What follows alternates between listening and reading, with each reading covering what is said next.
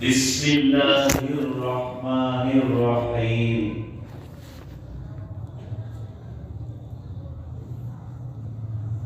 لا خير في كثير من نجواهم إلا من أمر بصدقة أو معروف أو إصلاح بين الناس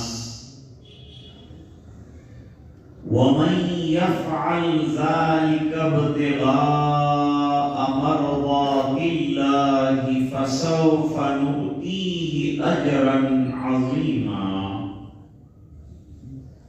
صدق الله العظيم.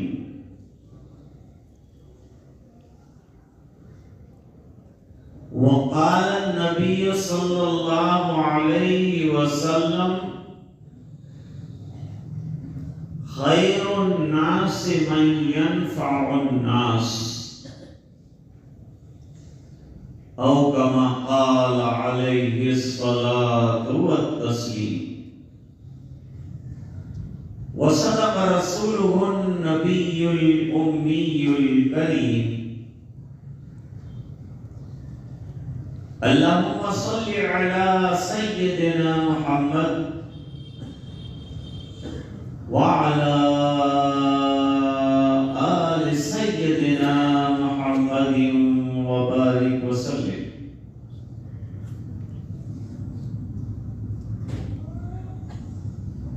بزرگوں اور بھائیوں،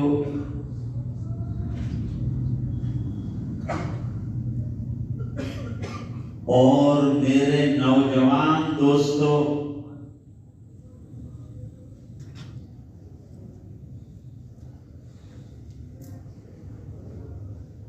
جیسے کہ حضرت مولانا نے فرمایا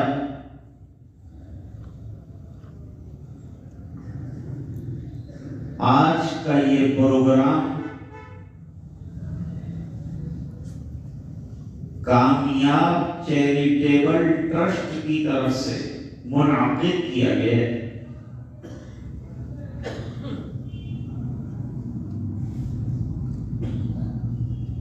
اللہ تعالی اس ٹرسٹ کو، جس کا نام ہی کامیاب ہے، کامیاب فرمائے، خوب کام لے اور دونوں جہان کی کامیابی عطا فرمائے۔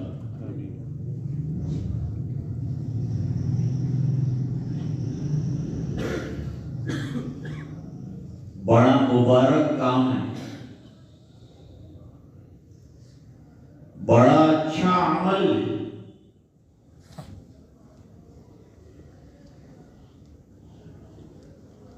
نوجوان کام کرنے پر آ جائے تو سماج میں سدھار آ جائے۔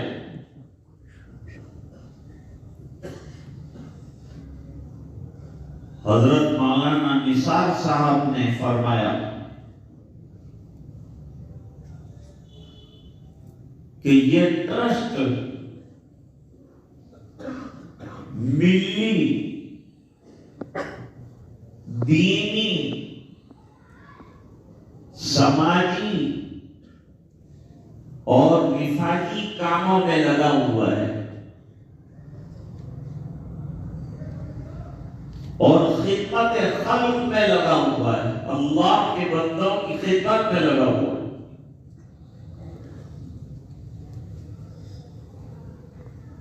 شیخ سعدی فرماتے ہیں طریقت بجز خدمت خلق نیس بتسبیح و سجادہ و دلق نیس۔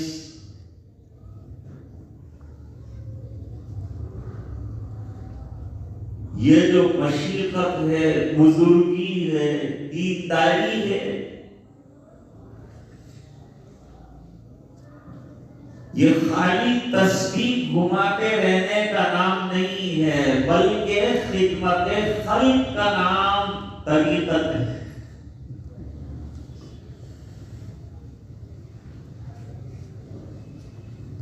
آدمی خود غرض نہ رہے، اپنے کام کے ساتھ سماج کا، غریبوں کا، پریشان حالوں کا مددگار بنے۔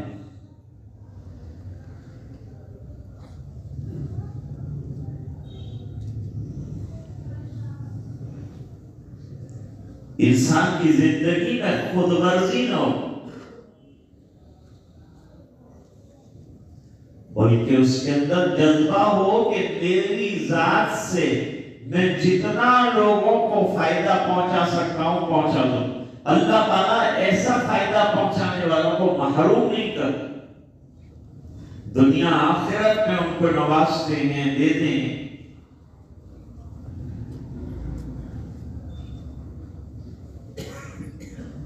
یہ اسلام کی تعلیم ہے۔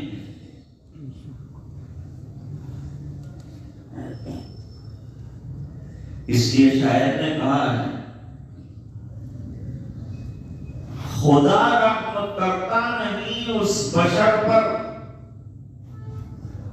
نہ ہو درد کی چوٹ جس کے جگر پر۔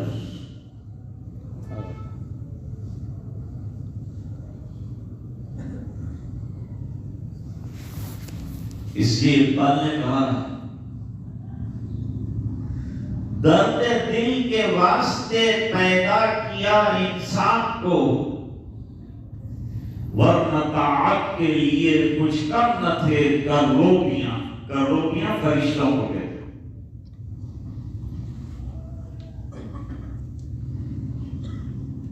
مسلمان کے دل میں اللہ تعالیٰ نے پوری انسانیت کا درد رکھا ہے۔ خنجر چلے کسی پہ تڑپتے ہیں ہم امیر، سارے جہاں کا درد ہمارے جگر میں ہے۔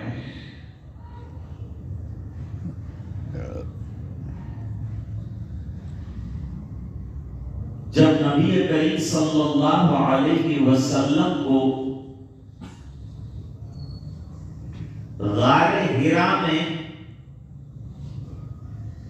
قرآن شریف کی پہلی 5 آیتیں ملی،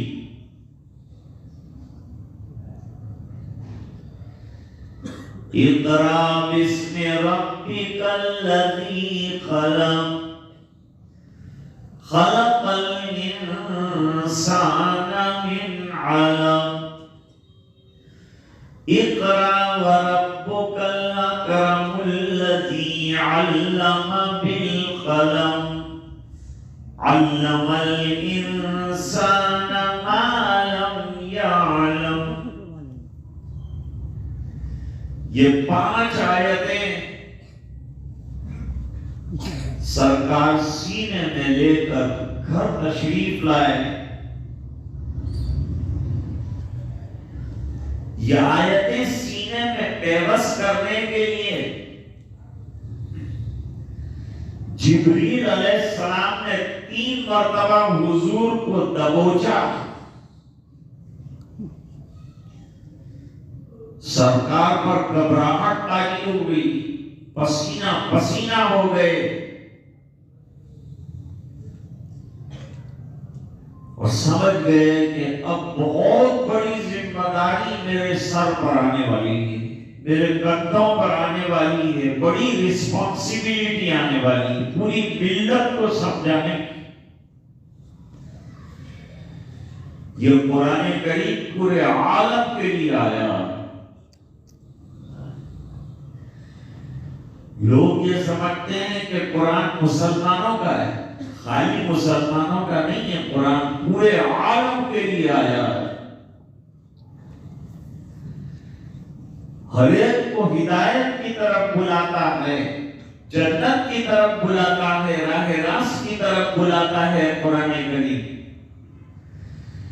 ان هذا القرآن يهدي للتي هي اقوم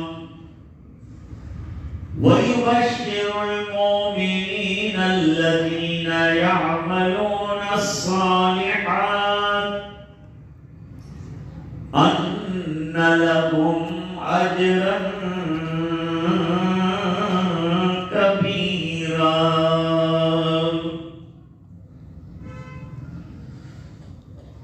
وہ قرآن کریم کی آیتیں لے کر آئے، جسم کانپ رہا تھا، گھر آ کر حضرت خدیجہ رضی اللہ تعالیٰ عنہا سے فرمایا زملونی زملونی، خدیجہ مجھے کملی اڑا دو، کملی اڑا دو، تاکہ یہ ارتعاش اور کپ کپی کی کیفیت ختم ہو جائے۔ اڑا دیا گیا، کیفیت ختم ہوئی۔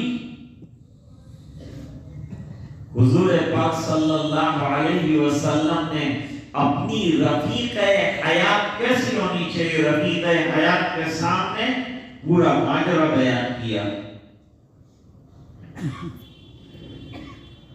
اور یہ ڈر ظاہر کیا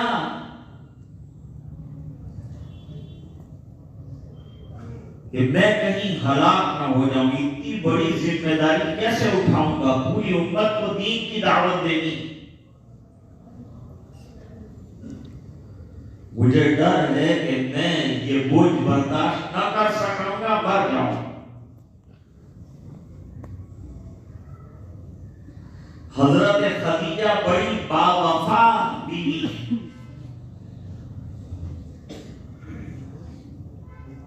جب شادی کر کے حضور کے پاس آئی تو اپنا تمام مال حضور کے قدموں میں ڈال دیا، فرمایا کہ اپنے دین کے لیے، اشاعت دین کے لیے یہ مال خرچ کر ڈالو۔ حضور پاک صلی اللہ علیہ وسلم نے دین آنے کے بعد تبلیغ دین کے لیے تمام مال خرچ کر ڈالا،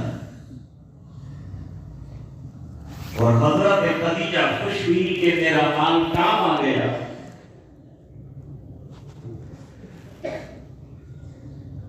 اب یہاں یہ پورا ماجرا دبوچنے کا، جبریل کے آنے کا، غار حرا کا سننے کے بعد حضرت خدیجہ رضی اللہ تعالیٰ عنہ نے نبی کریم صلی اللہ علیہ وسلم کی دھارس بتائی، ہمت افزائی فرمائی۔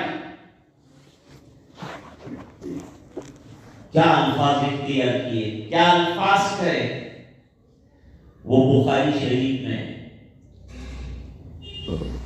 فرمایا کلا واللہ لا یخزیک اللہ ابدا، ہرگز نہیں۔ آپ کو ایسا لگتا ہے کہ آپ ضائع ہو جائیں گے، پہلے آپ کے کمالات تو دیکھیے، آپ کی خوبیاں تو دیکھیے، اللہ نے آپ میں کیا کیا خوبیاں اور کیا کیا کمالات رکھتے ہیں، اور ایسے کمالات والوں کو اللہ تعالیٰ دنیا میں ضائع نہیں کرتے، ان کی زندگیوں کو بڑھاتے ہیں، ان کی عمروں میں برکتیں دیتے ہیں۔ حدیث شریف میں فرمایا جو چاہے کہ اس کی عمر میں برکت ہو جائے اور جو چاہے کہ اس کی مال میں برکت ہو جائے، وہ اپنے رشتہ داروں کے ساتھ حسن سلوک کرے۔ اللہ چھوٹی زندگی میں برکت دے دیں گے، اتنے کام کرے گا، اتنے کام کرے گا کہ 100 سال میں جو کام نہیں کر سکتے وہ 60 سال میں کرتے رہتے، اور اللہ تعالیٰ اس کی عمر کے اندر بھی برکت دیں گے، مال میں بھی برکت دیں گے، خرچ کرے گا ختم ہی نہیں ہوگا۔ حدیث شریف میں فرمایا انفق یا ابن آدم، اے ابن آدم خرچ کر، انفق علیہ، تو تیرے اوپر غیب کے خزانوں سے دروازے کھولے جائیں گے اور تجھے دیا جائے گا۔ تو دے گا تو اللہ تجھے دے گا، تو بند کر دے گا تو اللہ بھی دروازہ بند کر دے گا۔ مزاج دینے والا بناؤ۔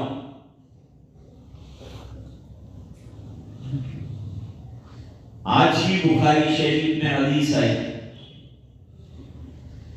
کہ تمہارا مال وہی ہے جس کو تم نے آگے چلتا کر دیا،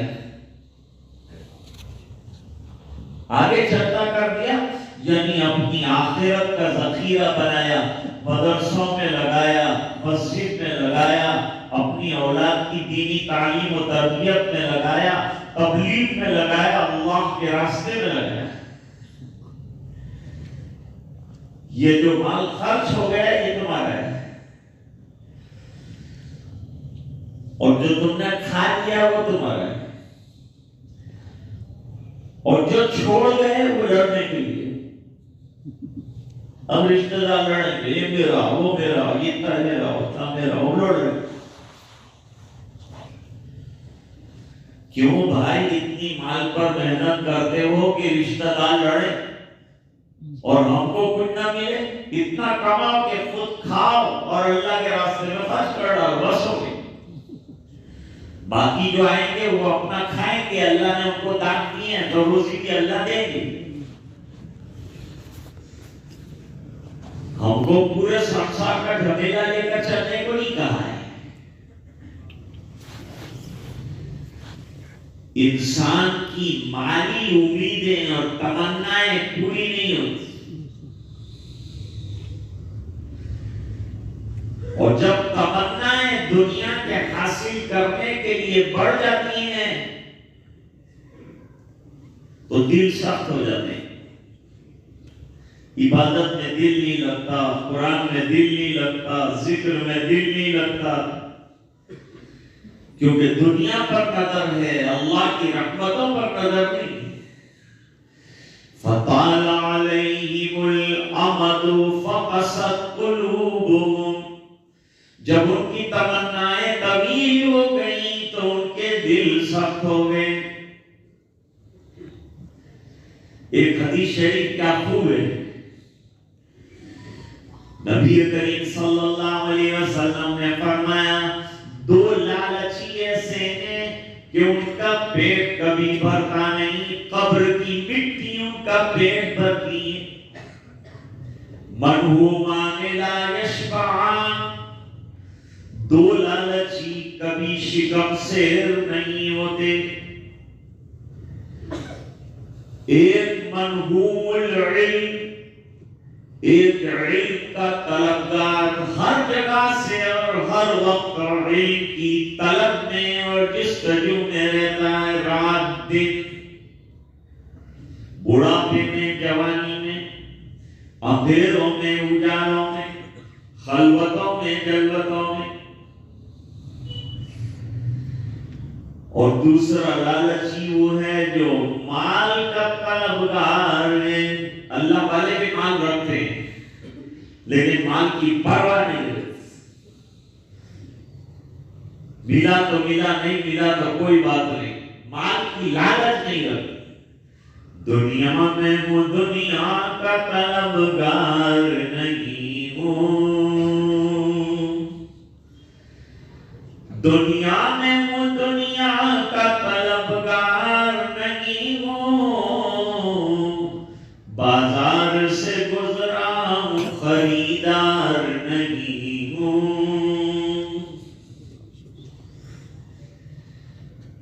مال کو جیب میں جگہ دینا ہے، ایمان کو دل میں جگہ دینا ہے.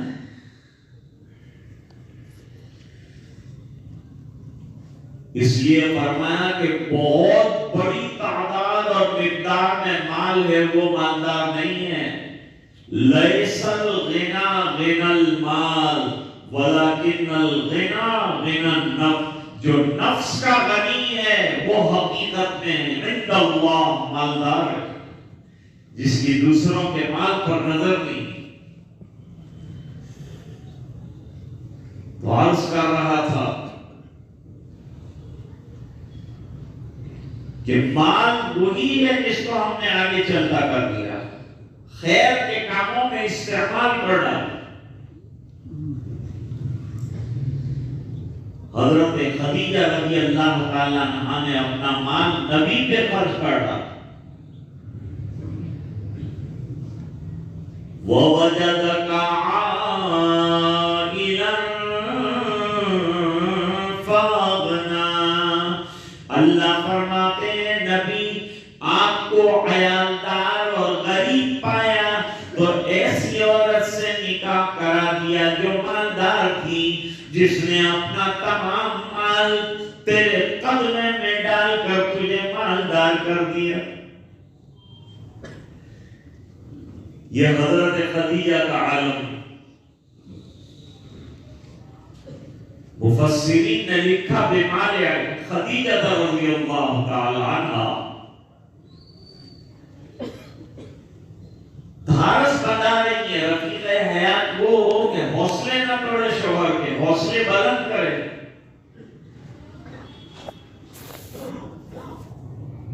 ہمت شکنی نہ کرے، حوصلہ افزائی کرے اچھے کاموں. پہلے تو بیوی کو شوہر کی کوئی خوبی نظر ہی نہیں آتی، بلکہ جتنی برائیاں ہیں دنیا کی وہ شوہر کے اندر اس کو نظر آتی. بیچارے نے اڑ کر بتایا اور سامنے سے بیوی کے گیا.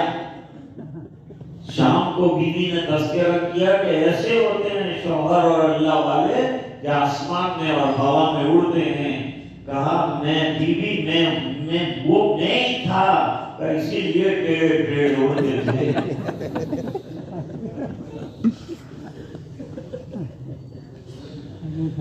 لیکن یہاں رفیق حیات کیسی ہے عیسائی. سرکار کو حضرت خدیجہ رضی اللہ تعالی عنہ سے بہت محبت. نوجوانی سرکار 25 سال کے ہیں اور حضرت خدیجہ رضی اللہ تعالی عنہ 40 سال کی ہیں. اتنا بڑا فرق و فاصلہ ہے، لیکن حضرت خدیجہ کی تمنا مالدار لوگ کرتے تھے، ان کو ٹھکرا دیا اور نبی کے اخلاق کو دیکھ کر حضور سے نکاح کیا. اور سرکار کی وفاداری کا عالم یہ ہے کہ خدیجہ کے دنیا سے چلے جانے کے 10 سال کے بعد بھی گھر میں اگر بکری کٹتی تھی اور ذبح ہوتی تھی تو حضور فرماتے تھے خدیجہ کی سہیلیوں کو مت بھولنا. اتنا خیال رکھتے تھے. شوہر بیوی کا وفادار ہوتا ہے، شوہر اللہ کا وفادار ہوتا ہے، اللہ کے احکام کو پورا کرنے والا ہوتا ہے. حضرت خدیجہ رضی اللہ تعالی عنہ نے نبی کریم صلی اللہ علیہ وسلم کی گن گن کر صفات بیان کی. پہلے تو یہ فیصلہ کیا کہ یہ جو ڈر ہے نا آپ کے دل میں کہ میں ہلاک ہو جاؤں گا، یہ ڈر نکل جائے. طبیعی خوف ہے، یہ طبیعی خوف ہو سکتا ہے نبی کو بھی. تو دل سے یہ خوف نکال ڈالو کہ تم تباہ ہو جاؤ. میں اپنی تجربے کی روشنی میں کہتی ہوں کہ اللہ آپ کو ضائع نہیں کرے. اللہ آپ کو ضائع نہیں فرمائیں گے. کیوں؟ انت تحمل الکل، آپ جو ہیں دوسروں کا بوجھ اٹھا لیتے ہیں. کوئی بیچارہ بوجھ اٹھا کر جا رہا اور آپ دیکھ لیتے ہیں تو اس کا بوجھ اٹھا لیتے ہیں اور اپنے سر پر رکھ لیتے ہیں. دوسروں کی پریشانیاں خود اٹھا لیتے ہیں اور اس کو آرام پہنچاتے ہیں. تحمل الکل کے کئی معنی شارحین حدیث نے بیان کیے.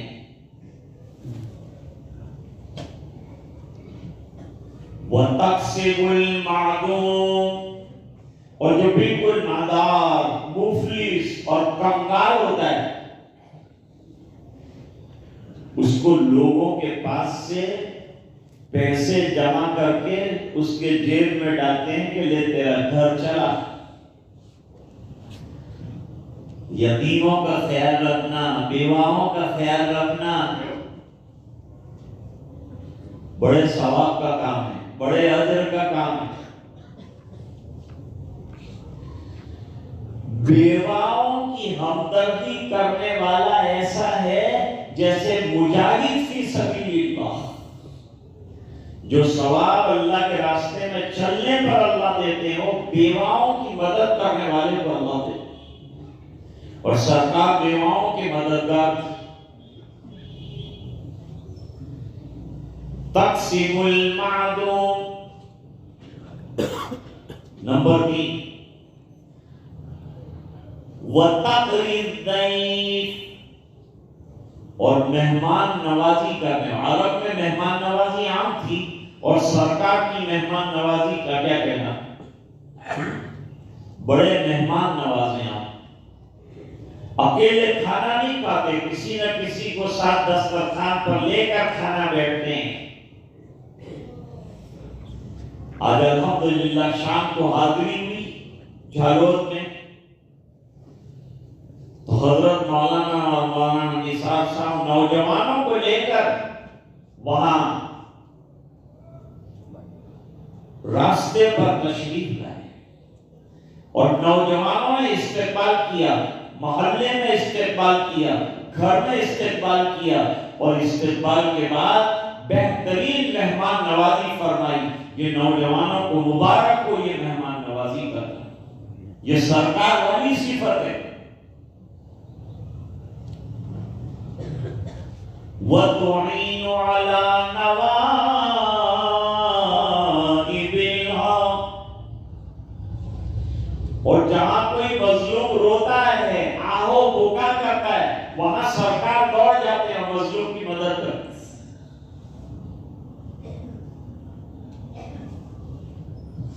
اور دوسرا ایک کام بہت بڑا کرتے ہیں، وہ کیا ہے، وَتَصِلُ الرَّحِمِ، اور آپ رشتہ داریاں جوڑتے ہیں۔ جو قطع رحمی کرتا ہے اس کو بھی جوڑنے کا کام کرتے ہیں۔ حدیث شریف میں فرمایا کہ جوڑنا یہ نہیں ہے کہ کسی نے ہدیہ بھیجا، ہم نے بدلے میں ہدیہ بھیج دیا۔ اصل رشتہ جوڑنا یہ ہے کہ سامنے والا توڑنے پر رشتے قیامت آئے اور ہم جوڑنے کی کوشش کریں۔ یہ سب خوبیاں ہیں آپ میں، ایک بار گناؤں، انت تحمل الکل، آپ دوسروں کا بوجھ اٹھاتے ہیں۔ تقسیم المعدوم، نادار لوگوں کی مدد کرتے ہیں۔ تقریب دئی، مہمان نوازی کرتے ہیں۔ تصل الرحم، صلہ رحمی کرتے ہیں، رشتہ داریاں جوڑتے ہیں، رشتے ناطے جوڑتے ہیں۔ حدیث شریف میں ہے کہ رحم یعنی رشتہ، اس کو ایک شکل اللہ تعالیٰ نے دی اور دیں گے قیامت کے دن، اور وہ اللہ کی قبر میں ہاتھ ڈال کر کہے گا اے اللہ میری آج سن لے۔ اللہ فرمائیں گے کیا سنو تیری؟ کہا اے اللہ جس نے دنیا میں مجھے جوڑا آج اس کو مجھ سے جوڑ دے۔ سلمت وصلنی مختا من قطعنی، جس نے قطع تعلق کیا اس کو مجھ سے کاٹ دے، جس نے جوڑ کے رکھا اس کو مجھ سے جوڑ دے۔ تو رشتہ داریوں کو جوڑنے کا اہتمام کرو، آپس میں لوگوں کو ملاؤ، محبت کا معاملہ کرو، جھگڑے ختم کرو۔ یہ اللہ تعالیٰ کے یہاں پسندیدہ عمل ہے، لوگوں کے درمیان مصالحت کرانا، جھگڑے ختم کرنا، لوگوں کو ایک کرنا، ایکتا کا سبق سکھانا، اور قرآن کے ذریعے سے اور دین کے ذریعے سے اتحاد آئے گا، اتفاق آئے گا۔ اللہ تعالیٰ نے قرآن کریم میں فرمایا وَاعْتَصِمُوا بِحَبْلِ اللَّهِ جَمِيعًا وَلَا تَفَرَّقُوا۔ جب قرآن کریم نہیں آیا تھا تو بڑے جھگڑے تھے اوس میں اور خزرج میں، عرب کے 100 سال سے لڑ رہے تھے، لیکن قرآن کریم کے پرچم کے نیچے اللہ نے سب لڑنے والوں کو ایک کر دیا۔ تو اگر دین زندگی میں تازہ ہوگا، قرآن کریم پر عمل ہوگا، نتیجہ یہ ہوگا کہ ہمارے اندر اتحاد اور محبت آ جائے گی۔ محبت آنے کا راستہ اور محبت آنے کا طریقہ دو چیزیں ہیں، ایک کتاب اللہ پر عمل ہو جائے، دوسرا نبی کریم صلی اللہ علیہ وسلم کے طریقے زندگیوں کے اندر زندہ ہو جائیں۔ کیونکہ اللہ تعالیٰ نے قرآن کریم میں کامیابی کا یہی راز بتایا ہے۔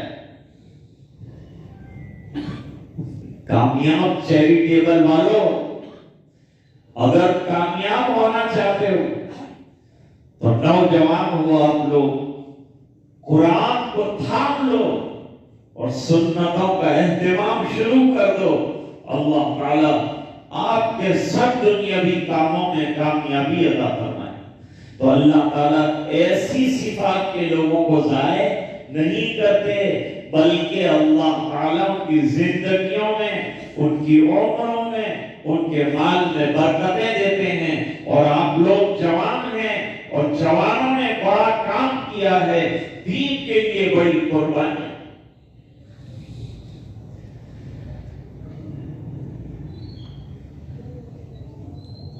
چھوٹے سے الیکشن کے لیے پارٹی بازی مت کرو۔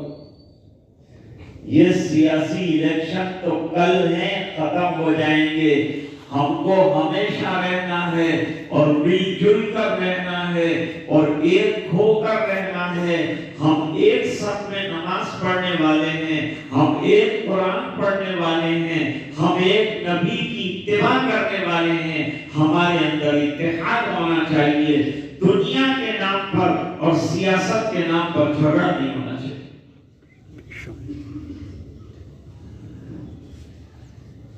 ایک شخص تھے، وہ حضرت ابو موسیٰ اشعری رضی اللہ تعالیٰ عنہ کے پاس آئے اور آ کر کہا کہ ذرا حضور سے ملنا ہے۔ تو کہا دروازہ کھلا ہے حضور کا، جاؤ ملو۔ کہا نہیں، یوں نہیں، ذرا آپ سفارش کریں، تعارف میرا کرائیں، ذرا ملاقات up to date who.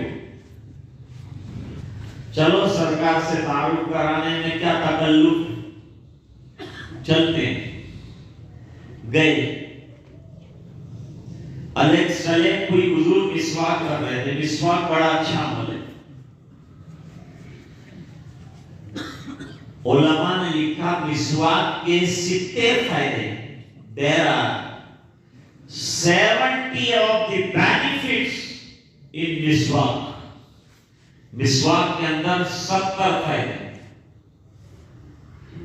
Amongst them the great benefit، بڑا فائدہ، at the time of death، موت کے وقت اللہ سبحانہ و تعالی will remind you کلمہ طیبہ، تم کو کلمہ طیبہ یاد دلا دیں گے، and you will go from this world reciting kalma tayyiba la ilaha illallah muhammadur rasulullah. That is the great opportunity what Allah subhanahu wa ta'ala has granted to the Muslims. یہ عجیب بات ہے۔ ایک بات تو یہ ہے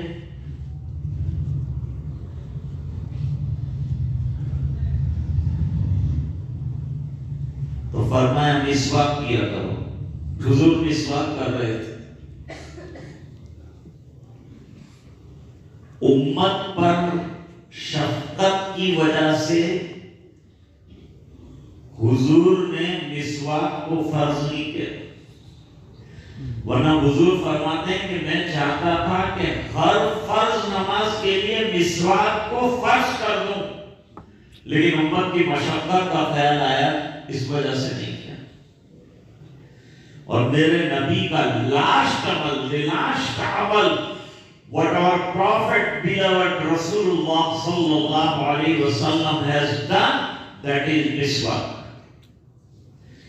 حضور پاک صلی اللہ علیہ وسلم نے آخری عمل جو دنیا میں کیا ہے وہ مسواک ہے. اس سے اس کی اہمیت کا اندازہ ہوگا. مسواک کا خرچہ کچھ بھی نہیں, فائدے بہت بے شمار ہیں. گلا ٹھیک ہوتا ہے, مسوڑے مضبوط ہوتے ہیں, آنکھیں روشن ہوتی ہیں, معدہ ٹھیک ہوتا ہے, جگر کا عمل اچھا ہوتا ہے, گلا صاف ہوتا ہے, اور فرمایا کہ آپ کا ہاضمہ اچھا ہو جاتا ہے اور آپ کا حافظہ بھی اچھا ہو جاتا ہے. حافظہ قوی کرنا ہو تو مسواک کرو. ایک شخص اپنے بچے کو لے کر جو قرآن شریف حفظ کر رہا تھا, حضرت علی کرم اللہ وجہہ کے پاس آیا اور آ کر کہا, امیر المومنین, اس کا حافظہ کمزور ہے, قرآن یاد نہیں ہوتا. حضور پاک صلی اللہ علیہ وسلم کے یہ خلیفہ راشد نے جواب دیا, اس بچے کو مسواک کرنے کی عادت ڈالو, جتنا مسواک زیادہ کرے گا اس کا حافظہ قوی ہو جائے گا. زیادہ مسواک کرنے سے مسوڑے مضبوط ہوتے ہیں اور اچھا مسواک کرنے سے آنکھوں کی روشنی بڑھ جاتی ہے. ایک چھوٹی سی سنت ہے لیکن کتنے فائدے ہیں. آج ہزاروں سنتیں ہمارا انتظار کر رہی ہیں. ہم اپنی زندگی میں سنتوں کو داخل کریں تو معلوم نہیں کتنے فائدے اللہ تعالی ہم کو عطا کرتا ہے. سیکھ لو. حضور کی 2 سنتیں لے کے چلے. سر پہ جو ہے عمامہ اور داڑھی اگرچہ کٹی ہوئی کی, داڑھی کے لیے مسئلہ سمجھ لیجیے. حضور نے فرمایا داڑھی کو چھوڑو, مونچھوں کو کترو. ابن عمر اپنی مونچھ کو اتنا کاٹتے تھے کہ ہونٹ کے اوپر کی سفیدی کلیئر ہو جائے, اور فرمایا داڑھی کو چھوڑو, یہود کی طرح مت کرو کہ داڑھی کو کاٹا جائے. اور جو لوگ خشخشی اور کٹی ہوئی بالکل داڑھی جو ہے رکھتے ہیں, ان کا رکھنا اور نہ رکھنا سب برابر ہے, حرام ہے. توہین ہے داڑھی کی. داڑھی رکھو تو شرعی رکھو. یہ خشخشی اور ذرا سی پٹی رکھنا جس کو داڑھی نہیں کہتے. کوئی نبی نے ایسی داڑھی نہیں رکھی, کوئی صحابی نے ایسی داڑھی نہیں رکھی. اگر تم ثابت کر دو کہ ایسی داڑھی کسی نبی کی تھی تو ہم بھی کل پٹی بنوا لیں. لیکن سنت داڑھی کیا ہے؟ ایک مشت کے برابر تینوں طرف سے لینا. ہاں ایک مشت سے زیادہ ہو تو کاٹ سکتے ہیں, لیکن نائی کا مشت نہیں ہے, اپنا مشت.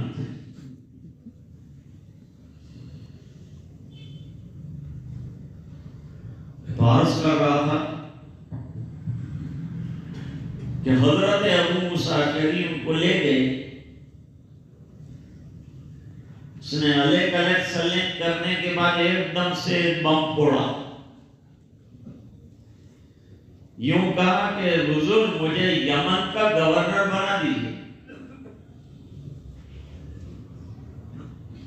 حضور مسواک کرتے رہے بدستور, اور مسواک کرتے کرتے ابو موسیٰ اشعری کو کہا تم کو یمن کا گورنر بنانا. حضور میرے کو گورنر, مجھے تو آپ کے قدموں میں رہنا ہے, مجھے گورنر نہیں بننا ہے. اس کو بننا ہے, اس کو بنا دیجیے نا حضور. فرمایا جو عہدے مانگتا ہے میں اس کو عہدے نہیں دیتا. اس بنا پر کہ جو مانگ کر کرسیوں پہ بیٹھتا ہے اللہ کی مدد اس کے ساتھ نہیں آتی, اور جس کو لوگ عزتوں کے ساتھ بٹھاتے ہیں اللہ کی مدد اس کے ساتھ. تو ابو موسیٰ اشعری تو نے نہیں مانگی کرسی یمن کی، اس نے مانگی ہے تو اس کو نہیں دوں گا، تجھے دوں گا، تیرے ساتھ اللہ. ان کے حضور مانے گورنر آوڑتی نہیں، آوڑی جائے بدو آوڑی جائے کوگت بھئیجا کرسی بدو ایکواڑی جائے تھا. وہ حضور کو چھوڑنا نہیں چاہتے تھے اور کرسی پر جانا نہیں چاہتے تھے، اور وہ آیا تھا وہ کرسی نہیں چھوڑنا چاہتے تھے.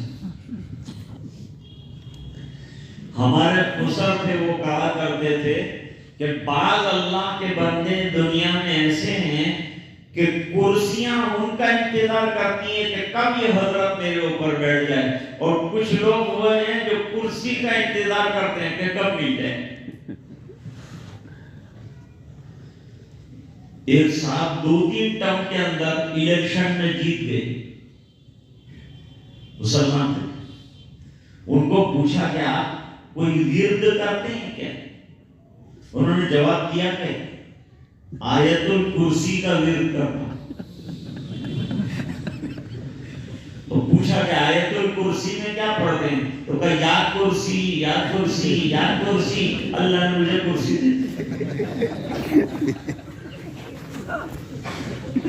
کرسی کے پیچھے مت پڑھو، خدمت خلق میں لگ جاؤ، کرسیاں تمہارے پیچھے دوڑیں گی. کرسیوں کا انتظار مت کرو، اللہ کے مخلوق کی خدمت میں لگ جاؤ، بغیر کرسی کے اللہ کے دین کے کام میں لگ جاؤ. اللہ کرسیاں دیں گے، ہمارے دعوت کے کام میں کوئی کرسیاں نہیں، لیکن اللہ والے کیسے بڑے بڑے کرسیوں کے اوپر بٹھائے جاتے ہیں، عزتوں کے ساتھ بٹھائے جاتے ہیں.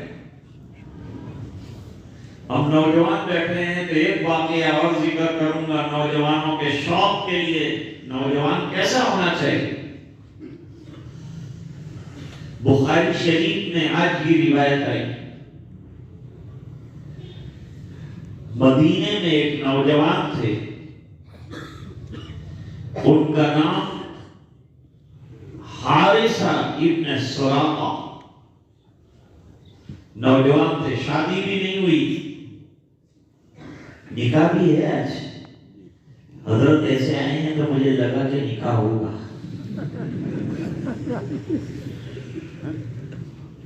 تو جوان حارثہ، ابھی شادی بھی نہیں ہوئی، نکاح بھی نہیں ہوا، اور مدینے میں منادی ہوئی کہ بھئی بدر میں چلنا ہے. کون چلے گا بدر میں؟ لوگ بڑھ بڑھ کر قربانیاں پیش کر رہے تھے، جان کے نذرانے پیش کر رہے تھے. یہاں تو بیچارہ جماعت میں 3 دن نام لکھواتا ہے اور 30 تو مشورے کرتا ہے. ماں سے الگ کرتا ہے، ابا کو الگ کہتا ہے، بھائی کو الگ کہتا ہے، بیوی کو الگ کہتا ہے، بچوں کو الگ کہتا ہے. دھیرے سے امیر صاحب کو کہتا ہے کہ ابھی تو کام بہت ہے، بعد میں دیکھنا. کام کبھی بھی ختم ہونے والا نہیں. یہ تو کام وام سب چھوڑ کر اللہ کے دین کے لیے نکلنا ہے. صحابہ نے سب کام چھوڑے، ہجرت کر لی. صحابہ نے سب کام چھوڑے اور بدر میں نکل آئے. ابھی تو ہجرت کر کے آئے تھے، ابھی جان کا سودا کرنے کے لیے نکل گئے. حارثہ نے ماں سے کہا میں جاؤں گا. ماں نے کہا جا، تیرا بھی بیڑا پار، تیرا بھی بیڑا پار. اگر تو شہید ہو گیا تو تجھے تو ملے گی جنت، لیکن تیری برکت سے میں بھی معلوم نہیں رہوں گی. چلا جا اللہ کے راستے میں. اب یہاں جو جماعت میں نہیں نکلنا ہے، جس کو وہ ماں سے جا کر کیا مشورہ کرتا ہے کہ ماں تو ایک ہی تھا جائے وہ کر دے بچی تنے بازار کو لا لیا پہ تنے دوا لگانی ڈاکٹر کی پائے جوان کیا پوچھے ذکر کرنا وہ جمع تھوڑا میں 3 દિવસ لے جاؤں میں نو جاتا ہے ذکر نو جاتا بالکل نہ جائے یہ کہنا تھا یہ نو جاتا. اگر ماں کو یوں کہا ہوتا کہ ماں کب تک میں تیرا ساتھ دوں گا، ابھی تک تو میں نے تجھے دیا، میں تیرے لیے انتظام کرتا ہوں دوا کا بھی، کھانے کا، پینے کا، 3 دن کی اجازت دے دے، تیرے بھی بیڑے پار ہو جائیں گے، میرا بھی کام ہو جائے گا. اللہ کے یہاں اللہ کے راستے میں چلنے والا لکھا جاؤں گا تو اللہ پوچھیں گے اس کی ماں کون ہے جس نے اجازت دی؟ تو تیرا بھی بیڑا پار ہو جائے. تو ماں نہ کہے گی، ماں کہے گی خوشی خوشی جا. اور یہاں تو ماں نے کہا جا تو جا لیکن گلا کٹا کیا، شہید ہو گیا، تیرا بھی نام ہو جائے مرنے والوں میں، تیرے تو بیڑے پار ہو جائیں، شہید ہو گیا تو تیرا تو درجہ بلند ہو گیا. میری تمنا پوری ہو گئی کہ میرا سپوت اللہ کے راستے میں کام آیا. جا جا کر نام لکھوا دیا. حضرت حارثہ رضی اللہ تعالیٰ وہ نوجوان حارثہ میں، جوانوں اپنے اندر قربانی کا جذبہ پیدا کرو. جیسے آج آپ ٹرسٹ چلاتے ہیں تو آپ کو قربانیاں دینی پڑتی ہے کہ نہیں؟ اپنا وقت لگانا پڑتا ہے کہ نہیں؟ اپنی جان لگانی پڑتی ہے کہ نہیں؟ اپنا مال لگانا پڑتا ہے کہ نہیں؟ جب سب لگانا پڑتا ہے تھوڑی سی دنیا کے لیے تو دین کے لیے اپنا سب لگا ڈالو. اور یاد رکھو جتنا تم لگاؤ گے اس سے کئی گنا زیادہ اللہ کے گھر میں بیٹھ کر میں کہتا ہوں اللہ تمہیں دنیا میں دے دے گا. اللہ کسی کا ادھار رکھتے نہیں. مَثَلُ الَّذِي يُقْرِضُ اللَّهَ قَرْضًا حَسَنًا فَيُضَاعِفَهُ لَهُ أَضْعَافًا كَثِيرًا وَاللَّهُ يَقْبِضُ وَيَبْسُطُ وَإِلَيْهِ تُرْجَعُونَ.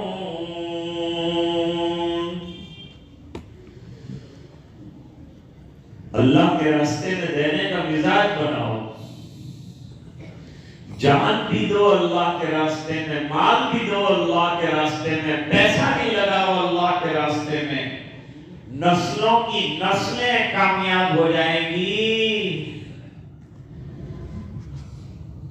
نسلوں کے اندر دین آئے گا ہماری قربانیوں کی بنیاد پر انشاءاللہ.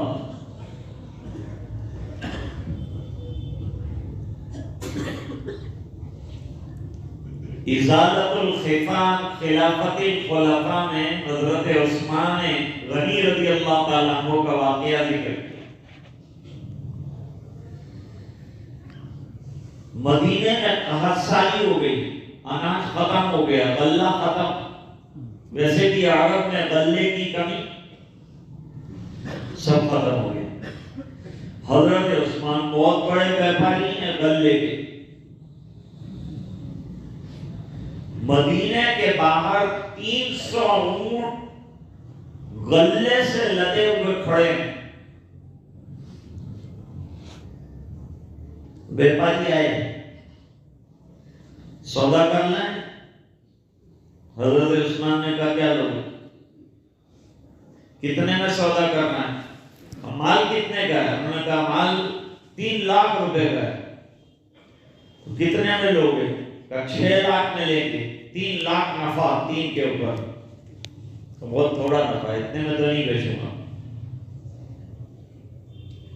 12 لاکھ نہیں بیچوں گا. 24 لاکھ نہیں بیچوں گا. تو آخر کتنے میں بیچیں گے؟ اتنی تو کتنی آپ کو لالچ ہو گئی مال کی. ہر ایک کے اندر کے حال کو ہم نہیں جانتے اس لیے کامنٹ نہیں کر سکتے. کسی کے اندر کو ہم نہیں جانتے اس لیے اس کے بارے میں کامنٹ کر کے غیبت کا مرتکب نہ بنے.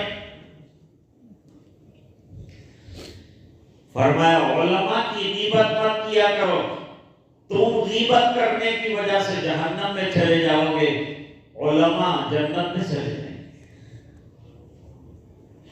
اس لیے خامخواہ اللہ والوں کی علماء کی غیبت ان کے پیچھے مت پڑو، ان سے محبت رکھو، ان کا احترام کرو، ان کی خدمت کرو. کتنے لوگ ہیں؟ تو حضرت عثمان نے کہا 1 روپیے کے مال کے 700 دے سکتے ہیں. تو انہوں نے سر پکڑ لیا کہ یہ تو ہم اپنے خزانے میں جھاڑو دے دیں 3 کے بھی نہیں نکلیں گے، اتنا بھی ہمارے پاس نہیں رہے گا، اتنا دے دیں گے آپ کو تو، اور اتنا مہنگا لے گا کون؟ 1 روپیہ کا مال 700 روپیے میں کوئی بیچے تو کوئی لیتا ہوگا؟ ٹھیک ہے تو کہا سودا نہیں کرتا ہے، تو آپ کے پاس ایسا کوئی گراہک ہے کہ میرے پاس ہے سودا میرا ریڈی ہے، بالکل تم کو لینا ہے؟ نہیں، میں سودا کر دے، سودا اللہ کے ساتھ کر لی۔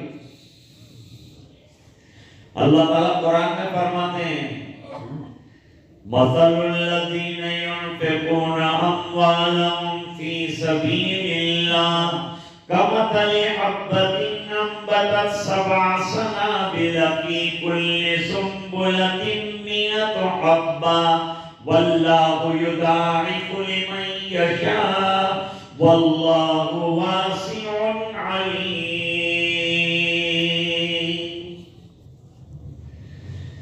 یہاں اللہ تعالیٰ نے 1 پائی کے 700 اللہ کے راستے میں دینے والے کو دینے کا وعدہ کیا ہے، تم 1 خرچ کرو تم کو 700 گنا دیں گے۔ حضرت عثمان نے مدینے میں منادی کرائی، میرے 300 اونٹ کھڑے ہیں مدینے والوں، جس کو جتنی ضرورت ہو وہاں سے غلہ اپنے بھائی کی ضرورت کا خیال رکھتے ہوئے لے جائے، کوئی آدمی نہیں ہے وہاں، انسپیکٹ کرنے کے لیے کوئی نہیں ہے، کنٹرول کرنے کے لیے کوئی نہیں، تم اپنی مرضی سے دوسرے کا خیال رکھتے ہوئے لے جاؤ۔ سب لے گئے، سودا ہو گیا ہے، پائی نہیں مانی، اللہ کے ساتھ سودا کیا۔ ہم اسی رات جس دن یہ سودا ہوا، حضرت عبداللہ ابن عباس رضی اللہ تعالی عنہما فرماتے ہیں کہ حضور کو میں نے خواب میں دیکھا، نیا لباس، نئے جوتے، اور حضور بہت تیزی سے جا رہے ہیں۔ میں نے کہا حضور ایک مسئلہ پوچھنا ہے، بعد میں پوچھنا، ابھی میں جلدی میں ہوں، کہاں جا رہے ہیں؟ ارے میں ایک محفل میں جا رہا ہوں۔ کون سی محفل؟ کہا وہ محفل جس میں حضرت عثمان رضی اللہ تعالیٰ عنہ کا نکاح اللہ تعالیٰ حور سے کرنے والے ہیں، میں وہ مجلس میں جا رہا ہوں۔ اللہ نے عثمان کا صدقہ قبول کر لیا اور جنت کی حور سے نکاح کر دیا۔ اللہ کے راستے میں دینے کا اجر دیکھیے، کیا دیتے ہیں اللہ اور کیا عطا فرماتے ہیں۔ حارثہ میدان میں گئے اور میدان میں جانے کے بعد حضرت حارثہ کو گلے میں ایک اجنبی تیر لگ گیا، تڑپ گئے اور تڑپ کر گر گئے۔ سرکار دوڑے، گود میں اٹھایا، صحابہ دوڑے، قبر کھودی، کفن تیار کیا اور قبر کے اندر نماز پڑھ کر لٹایا۔ حضور پاک صلی اللہ علیہ وسلم نے فرمایا اللہ یہ جوان سے میں راضی تھا، یہ قربان ہو گیا تیرے راستے میں، تو بھی راضی ہو جا۔ اللہ تعالیٰ کے رسول نے دعا کر دی یہ حارثہ کے لیے، اور حارثہ شہید ہو گئے۔ اب قافلہ مدینے آیا، قافلہ مدینے آیا، خوشیاں ہیں۔ بدر میں اللہ نے کامیابی 313 کو 1000 اسلحہ جات سے لیس لوگوں کے مقابلے میں عطا فرمائی۔ 70 سرماؤں کو تہہ تیل کر دیا گیا، 70 کو قید کر دیا گیا، بڑی کامیابی ہے۔ لیکن سراقہ کی ماں نکلی ہے چادریں اوڑھ اوڑھ کر، میرا بیٹا کہاں ہے؟ لوگوں نے بتایا وہ اللہ کے راستے میں کام آ گیا۔ تو نے چادریں کیوں لپیٹی ہے؟ ماتم کر، چادریں اتار کر پھاڑ دے، پھینک دے۔ تیرا اکلوتا جوان بیٹا جب مر گیا تو ماتم کر لے، ماتم کیوں نہیں کرتی؟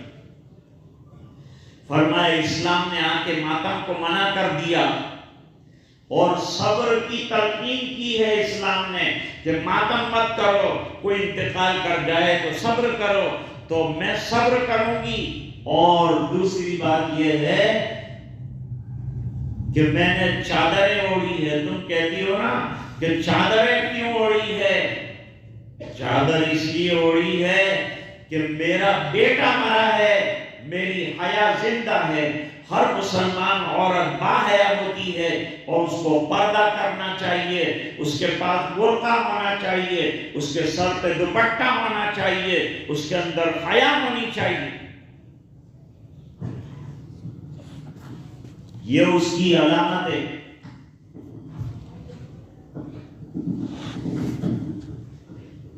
یہ اس کی علامت ہے۔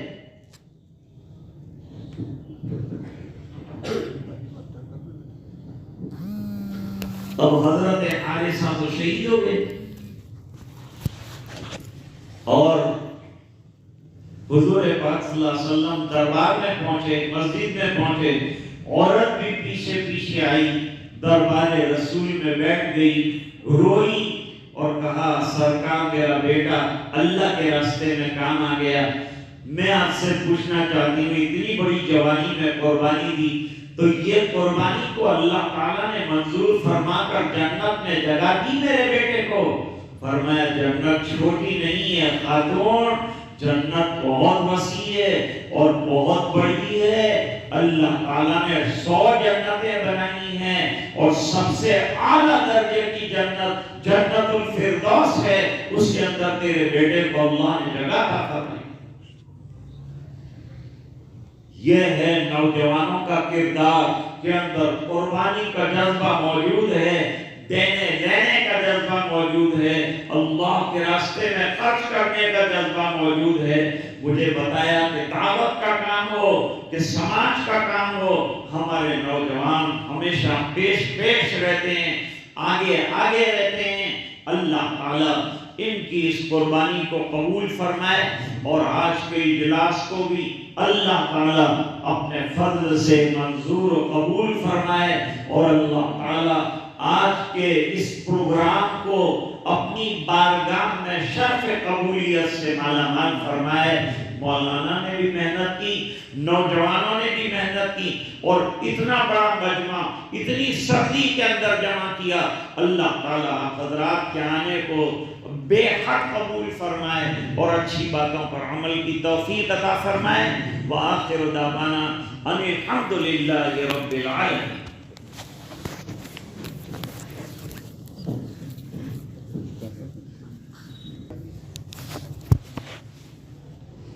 آپ کی بیٹی ہے، نکاح پڑھاؤں، الیاس بھائی عبدالسلام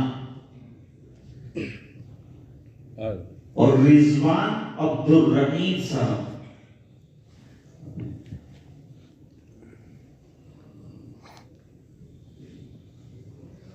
بسم اللہ الرحمن الرحیم۔